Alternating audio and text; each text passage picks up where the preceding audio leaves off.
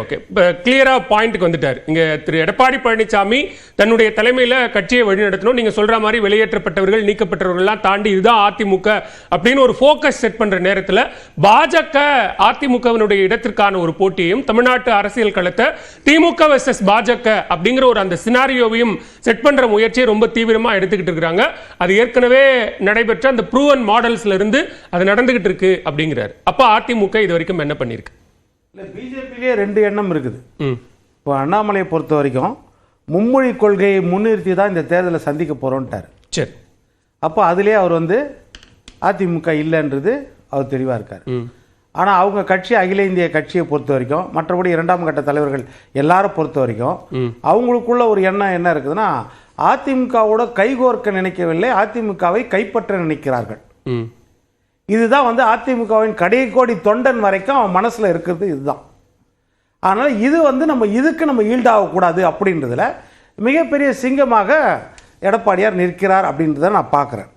நீங்கள் அதே மாதிரி எடப்பாடியார் மேலே இப்போ நம்ம சேலம் மணிகண்டன் சொன்ன மாதிரி தேவையில்லாத ஒரு பழி சொல் எப்படின்னா, ஏ ஃபார்ம் பி ஃபார்மில் கையெழுத்து போடுற அதிகாரம் இருக்கிறவர் வாரிசை அடையாளம் காட்டுகிறாரா எந்த கட்சியிலையாவது?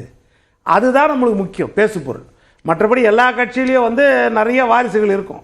ஆனால் கட்சியின் தலைமை ஏ ஃபார்ம் பி ஃபார்மில் கையெழுத்து போடக்கூடிய அதிகாரம் படைத்தவர் வாரிசை அடையாளம் காட்டுகிறாரா, அதற்கு ஏதாவது ஆதாரம் இருக்கிறதா அப்படின்றது முக்கியம். அடுத்து நீங்க இந்த 22 தொகுதி இடைத்தேர்தல் சொன்னீங்க. அதே மாதிரி ஓட்டு சதவீதம் சொன்னீங்க. ஓட்டு இப்போ அதிமுக ஓட்டு திமுக போச்சு 2 இடைத்தேர்தல் இருந்து. அதிமுக ஓட்டுல திமுகவின் ஓட்டே அதிமுக கூட போகாம ஒரு சுயேட்சைக்கு போச்சு. குக்கர் சின்னத்துக்கு ஆர்கே நகர்ல டெபாசிட்டே போயிடுச்சு. வெறும் 24,000 ஓட்டு திமுகவுக்கு. இது அவர்கள் கோட்டை. ஆர்கே நகர்ன்றது திமுகவின் கோட்டை. அங்கே ஜெயலலிதா அம்மா நின்ற போது மட்டும்தான் மாறிச்சு. மற்ற நேரத்தில் திமுகவின் கோட்டை தான் சென்னையை பொறுத்த வரைக்கும். அங்கேயே குக்கர் சின்னத்துக்கு போச்சு. அதனால அது இடைத்தேர்தல்லாம் பெரிய அளவில் நம்ம கணக்கு போட முடியாது. அது சின்னங்கள், அது ஓட்டுகள் மாறதான் செய்யும். ஆனால் கட்சி நிற்கும் போது வேற விஷயம் அப்படின்றது. முன்னொரு விஷயம் என்னன்னா, நீங்க முக்கியமான விஷயம், அந்த 22 தொகுதி இடைத்தேர்தலில் 9 தொகுதியில் அதிமுக ஜெயிச்சது.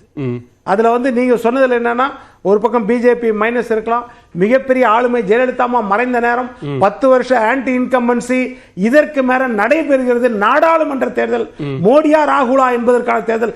அதுல நடுவுல இது சேர்ந்துச்சு. இந்த 22 இதுவும் பொது தேர்தல் மாதிரி தான் கணக்கில் வரும். ஏன்னா பொது தேர்தலோட சேர்ந்து வரும்.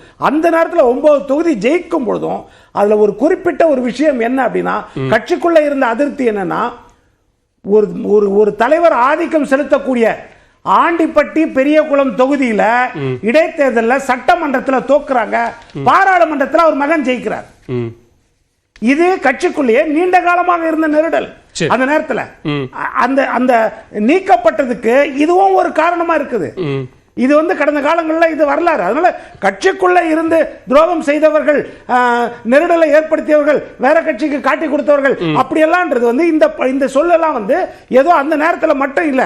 அந்த 23 ஜூன் அன்னைக்கு 2022 பொதுக்குழு கூடிச்சு. அந்த நேரத்தில் இந்த ஒற்றை தலைமை, இந்த ஒற்றை தலைமை என்ற பேசு பொருள் அந்த 2019 இருந்தே ஊடுருவி கொண்டுதான் இருந்தது. அந்த இரட்டை தலைமையில் இருக்கும் பொழுது அப்படின்ற பிரச்சனை இருக்கும் பொழுதுதான் அது வெளியேற்றப்பட்டதால் தான் இன்றைக்கு அந்த வார்த்தைகள். ரவீந்திரநாத்துக்கு நீங்க சொல்ற மாதிரி ஏ ஃபார்ம் பி ஃபார்ம்ல கையெழுத்து போட்டது அப்படிங்கிறது, நீங்க அந்த அரசியல் தெரிந்தும், நீங்க சொல்ற பின்னாடி நடந்த அரசியல் தெரிந்தும் அப்படிதான் திரு எடப்பாடி பழனிசாமி கையெழுத்து போட்டார், அப்படித்தானே புரிஞ்சுக்கணும்? எடப்பாடி சாமி இணை ஒருங்கிணைப்பாளர் அந்த நேரத்தில் இல்ல, அதுதான் இணை ஒருங்கிணைப்பாளர்.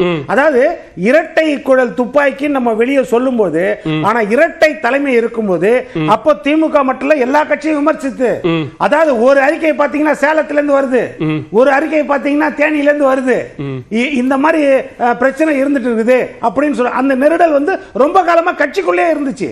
அது அன்னைக்கு வெடிப்பட்டது, அவ்வளவுதான். அன்னைக்கு வெடிச்சது, அவ்வளவுதான். அதனால கட்சியை பொறுத்த வரைக்கும் ஒரே பக்கம் ஒருங்கிணைத்து இருக்கிறாங்க. தமிழ்நாட்டை பொறுத்த வரைக்கும் சட்டமன்ற தேர்தல் எடுக்கும்போது நீங்க சொல்ற அதே ஆன்டி இன்கம்பன்சி 10 வருஷம் ஜெயலலிதா கேள்வி என்னன்னா, இப்போ திரு முனவர் பாஷா ஒரு இன்டர்பிரேஷன் சொல்றாரு, நீங்க எல்லாரும் இப்படி வாங்க, ஒரு அணியில வாங்க அப்படின்னு சொல்றாரு. திரு தினகரன் நீங்க சேரல அப்படின்னா அதிமுகவினுடைய ஃபியூச்சர் இல்ல அப்படிங்கிறார். அதையும் தாண்டி அவர் எடப்பாடி பழனிசாமி இல்லாத அதிமுக அப்படிங்கிற ஒன்றை சொல்றார். இங்க பாஜக 2வது இடத்திற்கான போட்டியை செய்து கொண்டிருக்கிறது அப்படின்னு. இவ்வளவு விஷயத்துக்கும் நீங்க கிளியரா இதுதான் அதிமுகவினுடைய நிலைப்பாடு, எங்களோட டோர் க்ளோஸ்ட், நாங்க பாஜக அல்லாத வேறு கட்சிகள் வந்தால் கூட்டணி, நீங்க சொல்ற அந்த வெற்றி கூட்டணி என்பதோ மெகா கூட்டணி என்பதோ பிரம்மாண்ட கூட்டணி என்பதையோ அது பாஜக அல்லாத கூட்டணி அப்படின்னு இது வரைக்கும் டிக்ளேர் பண்ணல. அப்ப டிக்ளேர் பண்ணாத வரைக்கும் இப்படியான விமர்சனங்கள் வரத்தானே செய்யும். பிஜேபி கூட கூட்டணி இல்லைன்றது 2026 2029 எத்தனை தடவை தெளிவா சொல்லிட்டாரு எடப்பாடியார். செயற்குழு பொதுக்குழு கூடியும் முடிவு எடுத்தாச்சு, அந்த பேச்சே பேசாதீங்க, அதை நாங்கள் கன்சிடரே பண்ணலன்றதும் சொல்லிட்டார். ஒரு முறை சொல்லும்போது அவர் அந்த பேரை குறிப்பிடலன் போது விவாத பொருளாச்சு. ரெண்டாவது நாள் ஜெயக்குமார் சொன்னாரு, நாங்க பிஜேபி அந்த கணக்கிலேயே சொல்ல, எங்க கதவு திறந்திருக்கிறது கணக்குலன்னு. அப்பவும் எடப்பாடியார் சொல்லியன்னு சொன்னாங்க. மூணாவது நாள் எடப்பாடியார் சொல்லிட்டார். அதனால இது யதார்த்தம், இது சொல்லி முடிச்சாச்சு. இரண்டு விஷயங்கள் இப்ப முனைவர் பாட்சா சொல்றதும் தமாக தலைவர் ஐயா வாசன் சொல்றதும் எப்படின்னா, அது ஒரு நல்லெண்ணத்துல சொல்ற விஷயம். எப்படின்னா ஒரு அகலமான பார்வையில ஒரு அழைக்கிறாங்க ஒரு பெரிய கட்சி. ஆனால் தினகரன் சொல்ற விஷயம் அந்த விருந்தாளி தப்பித்தாலும் கூட வந்துடக்கூடாது, வந்தால் நம்முடைய இங்க இருக்கிற முக்கியத்துவம் குறைஞ்சிரும் அப்படின்ற எண்ணத்துல சொல்ற விஷயம். இன்னொன்னு, இதை தாண்டி அங்க நிர்ணயிக்கக்கூடிய இடத்துல இருக்கிறது பிஜேபி, அந்த சைடு பெரிய கட்சி. இந்த சைடு எடுத்தால் அதிமுக மிகப்பெரிய கட்சி, வல்லமை உள்ள கட்சி. அந்த கூட்டணியில் அதுவும் குறிப்பாக சட்டமன்ற தேர்தலில் யார் யார் வர வேண்டும் என்று நிர்ணயிக்கக்கூடிய இடத்தில் அவர்கள் இருக்கிறார்கள். அழைப்பார்கள், அது வேற விஷயம். ஆனால் நிர்ணயிக்கக்கூடிய இடத்தில் அவர்கள் தலைமை தான் இருக்கிறது. அப்ப பிரதான கட்சியின் போது தமிழ்நாட்டில் அதிமுக தான்.